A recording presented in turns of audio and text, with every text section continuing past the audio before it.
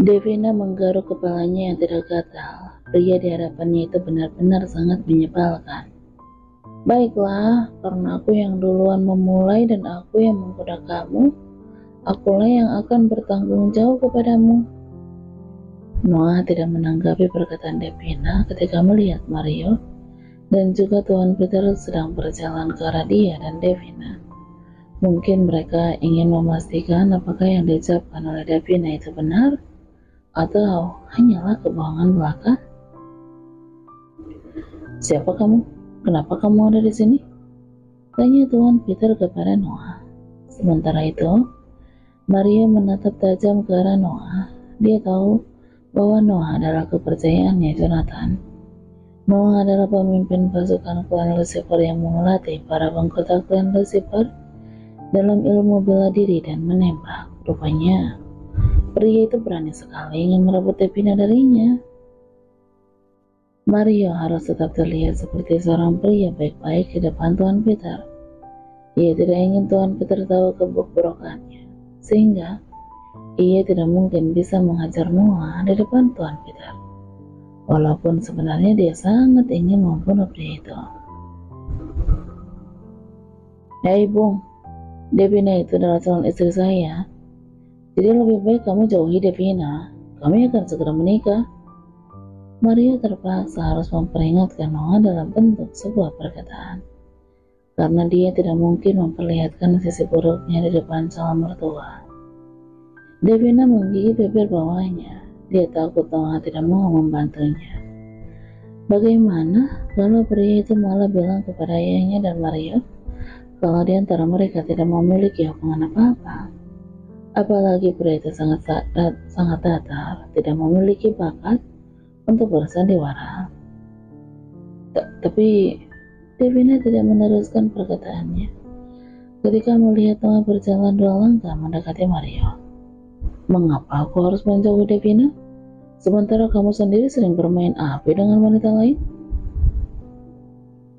Tuan Peter nampak terkejut ketika mendengar perkataan Noah pada Mario. Kemudian dia bertanya pada Noah, apa maksudmu berkata seperti itu? Noah memperlihatkan ponselnya kepada Tuan Peter. Tuan Peter sangat terkejut ketika melihat video yang memperlihatkan Mario yang sedang berjumpa mesra dengan wanita lain.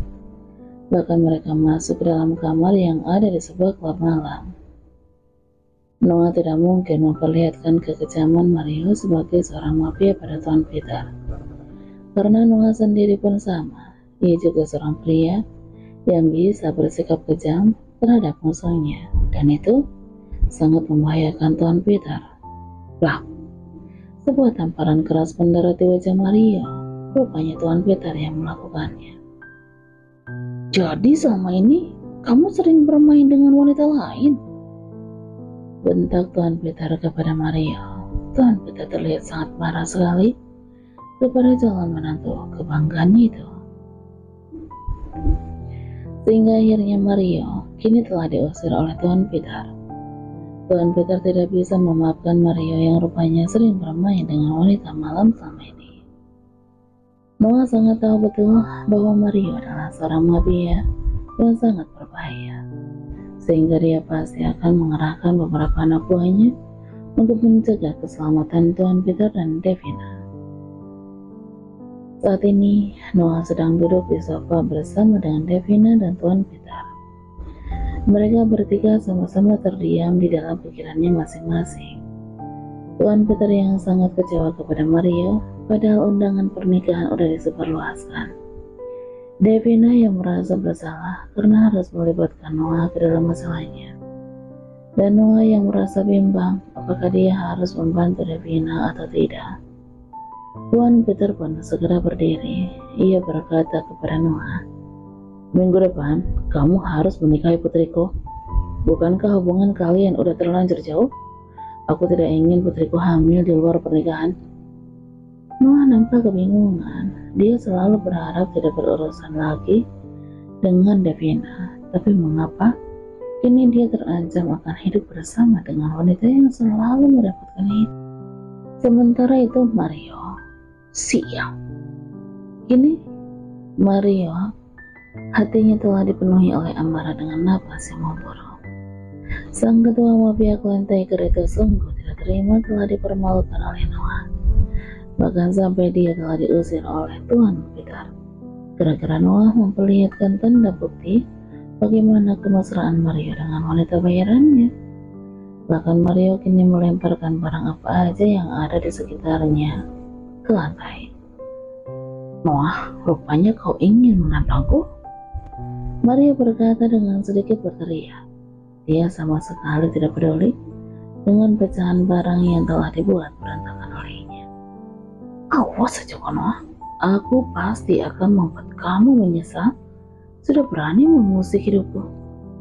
Sedangkan Ciro, sang kaki tangannya, dia hanya diam sambil menundukkan kepalanya. Sementara itu saat ini Noah sedang berada di dalam sebuah markas. Kebetulan hari ini adalah jadwal dia melatih bagaimana cara menembak kepada para anggota klan Lucifer yang baru. Dia sudah mengutus beberapa orang untuk melindungi Devina dan Tuan Peter selama dia masih melatih di markas. Kalian harus ingat, jika kita udah bergabung menjadi bagian klan Lucifer, itu artinya kita harus siap mengabdi seumur hidup. Dan kita harus siap mati ataupun siap mendapatkan hukuman jika melakukan kesalahan. Dan kalian harus patuh kepada sang ketua kita, Tuan Jonathan. Noah memberikan sebuah komando kepada semua anggota klan Lucifer yang ada di negara Uruguay yang hadir di sana. Salah satu alasan Jonathan masih menetap di negara Uruguay karena dia ingin memperkuat pertahanan klan Lucifer yang ada di negara tersebut. Jonathan memang memiliki keinginan agar klan Lucifer dapat menguasai dunia kegelapan yang ada di dunia ini. Sehingga ia harus memperkuat semua pertahanan markas klan Lucifer di setiap negara. Baik bos, kami siap mengabdi kepada klan Lucifer sepanjang usia kami, dan kami siap menjalankan perintah apapun dari ketua kami. Ucap semua orang yang ada di sana hampir bersamaan. Noah pun menganggukkan kepalanya, kemudian dia berkata, baguslah, kalau gitu kita mulai latihan menembak untuk para anggota baru. Tak lama kemudian suara letupan pistol menggema di sebuah halaman Mansion Lucifer. Di sana ada banyak anggota baru klan Lucifer yang harus dilatih bagaimana cara menembak ke arah papan yang berbentuk manusia. Walaupun awalnya tembakan tersebut ada yang meleset, tapi Noah menyemangati mereka semua agar mereka tidak patah semangat. Para anggota yang berlatih menembak dibagi menjadi beberapa kloter. Setiap kloter beranggotakan 5 orang. Sekarang giliran kloter kedua. Setelah Noah merasa bahwa semua anggota kloter ke-1 sudah mumpuni, Noah menyuruh kloter yang lainnya untuk maju. Di dalam markas terlihat Jonathan yang sedang memperhatikan anak buahnya yang sedang dilatih oleh Noah. Kemudian ia pun tersenyum tipis jika mengingat saat pertama kali dia tinggal di Italia. Noah adalah orang yang paling akrab dengannya, karena Noah ditugaskan oleh Tuan Stefan untuk menjadi kaki tangannya Jonathan. Apalagi Noah berasal dari Indonesia. Noah sudah lama menjadi anggota klan Lucifer, tapi di antara semua anggota klan Lucifer, Noah memiliki bakat yang paling menonjol, terutama dalam menaklukkan musuh, sehingga Noah ditunjuk oleh Tuan Stefan secara langsung untuk menggantikan posisi Matteo untuk memimpin pasukan klan Lucifer. Tuan Stefan telah berjasa besar terhadap Noah, sehingga Noah mendedikasikan hidupnya untuk mengabdi kepada klan Lucifer. Walaupun banyak klan mafia yang lainnya menawarkan kekuasaan padanya, tapi Noah sama sekali tidak tertarik. Sampai kapanpun, ia akan mengabdi kepada klan Lucifer sampai dia mati. Aku lagi bosan, bagaimana kalau kita bertarung pedang? Tanya Jonathan pada Noah. sambil melempar sebelah pedang kepada sang kaki tangan itu. Noah dengan cepat menangkap gagang pedang tersebut. Ia memang telah selesai melatih menembak kepada orang anggota klan Lucifer yang baru. Baik Tuan, sehingga di arena khusus pertarungan pedang terlihat Jonathan yang sedang bertarung pedang dengan Noah. Terdengar suara dentingan pedang yang saling beradu satu sama lain. Mereka saling menyerang dan saling menangkal serangan. Keduanya sama-sama kuat dan tidak diragukan lagi kehebatan mereka berdua. Namun Noah menghentikan pergerakannya ketika pedangnya hampir aja melukai Jonathan. Kenapa berhenti? Tanya Jonathan kepada Noah. Karena saya tidak mungkin melukai Anda, Tuan. Jawab Noah. Ia segera menjatuhkan pedangnya. Jonathan pun berkata kepada Noah, aku dengar Tuan Suarez menawarkan kekuasaan kepadamu. Saya tidak akan pernah meninggalkan Lucifer. Saya siap mati untuk Lucifer. Jonathan merasa terharu mendengarnya. Kesetiaan Noah memang tidak diragukan lagi. Lalu bagaimana dengan lamaran dari Tuan Peter? Noah terlihat salah tingkah ketika mendengar pertanyaan dari Jonathan. Ia pun segera menjawab pertanyaan dari sang tuan muda. Apakah saya diperintahkan untuk menerimanya? Jonathan menghela napasnya dengan panjang. Dalam masalah percintaan, sang kaki tangannya itu benar-benar payah. Aku udah tahu tentang masa lalu kamu dari ayah. Let's back on. Saat itu, Noah masih kecil. Dia menangis terisak-isak melihat tubuh ayahnya yang telah mati dengan cara yang sangat mengenaskan. Ayahnya mati dengan cara menggantung dirinya sendiri di atas tiang gorden rumah. Ayah, anak kecil berusia 5 tahun itu, hanya bisa menangis seorang diri karena sang ibu tega meninggalkannya.